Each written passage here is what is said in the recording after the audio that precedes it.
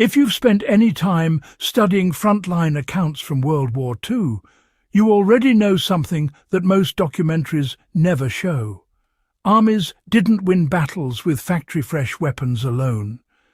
The further soldiers were pushed, the more they relied on what they could build with their own hands. And what they built wasn't cute or primitive. It was lethal, fast, and often honestly, terrifyingly effective. Today, we're breaking down 5 improvised World War II weapons, crafted from simple household materials, field trash, and whatever a soldier could scavenge under fire. You'll see exactly why they worked, and why, in some cases, commanders quietly tolerated them, even when they technically violated regulations. Let's get into it. The first improvised weapon is the classic jam tin grenade, one of the most widespread soldier-made explosives of the war. Don't confuse this with its World War I ancestor. By 1942, the jam tin grenade evolved into countless regional variants. Soldiers built them from empty food tins, cordite residue, shrapnel scraps, and even broken nails swept off workshop floors. In the field, men packed the tin with explosive filler, scavenged from dud rounds, wrapped the top with cloth for sealing, and inserted a simple striker and fuse assembly. When done right, these homemade grenades generated blast effects brutal enough to clear trenches, bunkers and buildings when standard-issue grenades ran low. Their success came from one thing: adaptability. A jam tin could be tuned, more shrapnel for anti-personnel work, less for pure blast. Soldiers weren't just improvising, they were customizing. The second weapon is the Molotov cocktail, but not the version civilians think they know. World War II soldiers didn't just fill bottles with gasoline. They refined the design to the point where some frontline Molotovs behaved like early incendiary grenades.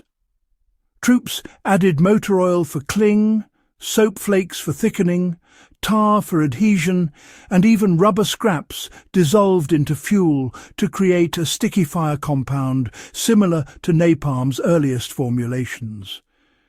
The ignition methods were just as inventive: storm matches glued to the bottleneck, wicks made from uniform scraps, or chemical strike anywhere mixes that ignited on shatter. The brilliance wasn't in the explosiveness, it was in the chemistry. By thickening the fuel, soldiers created fire that stayed on tanks, barricades and machine gun nests long enough to cause real damage. Modern historians often underestimate how feared these bottles were.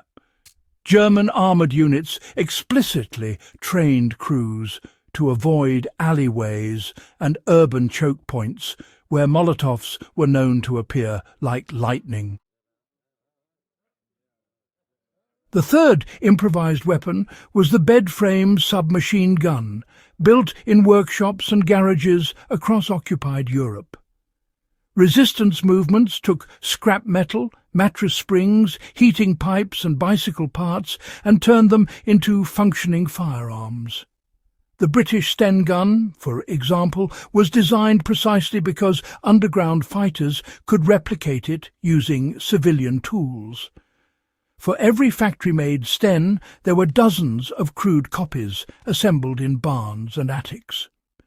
What made these so effective wasn't accuracy. They were terrible for that, but volume of fire. A hastily welded barrel, a stamped receiver pipe, and a simple blowback bolt gave resistance fighters enough firepower to ambush convoys, seize weapons, and stay alive long enough to escape.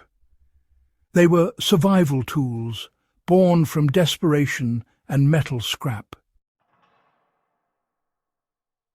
Fourth on the list is the trench shotgun improvisation using metal water pipes. When troops lacked short-range stopping power, they built slam-fire pipe guns. These devices typically used a metal tube as a barrel, a second tube as a sliding receiver, and a fixed firing pin inside the rear cap. Load a shell, slam the tubes together, and you had an instant close-range launcher powerful enough to break down doors or stop an enemy at breath distance. They were risky, often as dangerous to the user as to the enemy.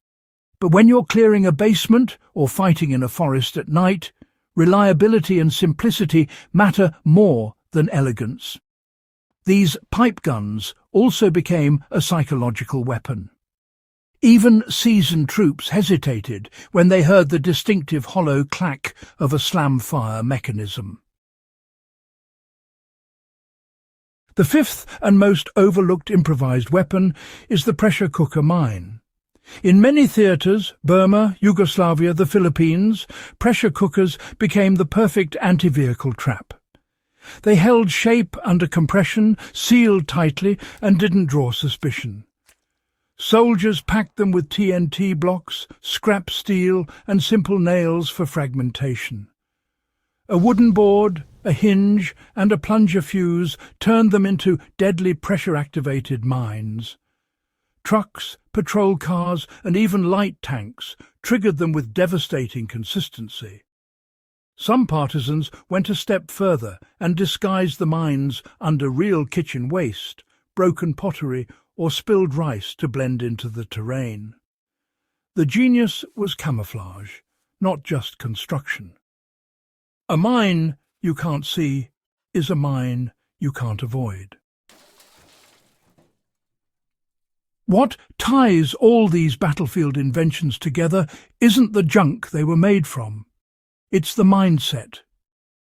War stripped soldiers down to essentials: resourcefulness, speed, and the raw will to live. They didn't wait for supply lines. They created the tools they needed on the spot. If you're a student of military history or a survival enthusiast, these improvised weapons are more than relics. They're lessons in adaptability. And if you want more deep dives into the side of World War II they don't teach in textbooks, subscribe to Strange History and share this episode with someone who appreciates forgotten battlefield ingenuity.